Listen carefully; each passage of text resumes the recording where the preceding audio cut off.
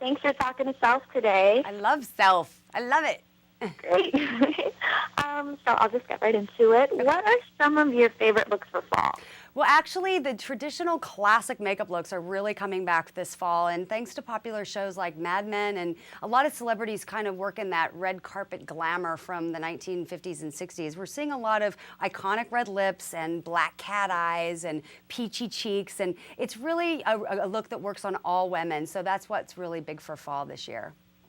Well, yeah, speaking of Mad Men, I love the red lips, and it's tough for a lot of ladies, myself included, to choose the right color. So what's your technique for choosing the right shade? Well, there's a couple of techniques when it comes to red lips. One, before you even choose the right shade, is you have to make sure you start off with really smooth lips when you wear red lipstick. Otherwise, it can get a little gummed up and strange looking. So I love the Pond's Cleansing Towelettes, and the new Morning Refresh Towelettes have micro beads in it, so you can actually buff your lips, getting rid of all the dryness, making them smooth. Once they're smooth and ready to go, then what you do is you apply the right lip shade. To choose your shade, there's like a basic general rule. If you're light, you want to go with a blue-based kind of cherry red. If you have medium skin, you want to do more of a true like fire engine red. And if you have dark skin, you want to go for like a blood red or a garnet.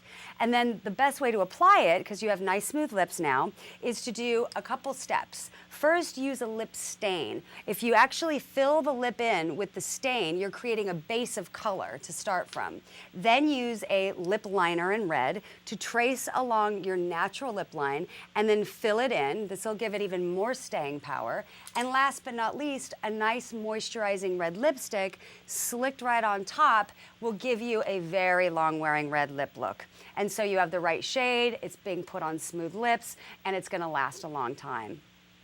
Cool. And you suggest maybe doing that, like what kind of eye makeup would you pair that with? Definitely the cat eye, which is so huge for fall. And again, a very retro look, but the new twist on an old favorite is we're pairing it with a very neutral eyeshadow and nothing on the lower lid. So an easy way to get that look is liquid liner. And a lot of women are like, oh, liquid liner is a little scary. Here's an easy way to do it. Start with an eyeliner pencil.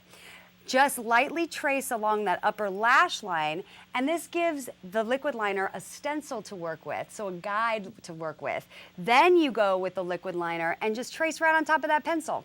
It makes it really easy for you to follow along. You wing it out ever so slightly at the end, and if you make a mistake, it's not a big deal because you just take a Pond's Cleansing Towelette, fold it in half, take that little corner, and just clean up the little cat eye at the end. And this gives you that perfect look every time and makes it really modern and fresh looking. Oh, that's a cool little trick. I'm so afraid of liquid liner, so I'm just going to give that a shot. Yeah, because it's tough to wield a liquid liner, but if you have something to follow right along, it makes it so much easier. Mm-hmm. Cool. Yeah, and another thing is to balance the face, you want to use like a peach cheek. So what I do is I take a big fluffy powder brush, I dip it in a little pink blush or peachy pink blush.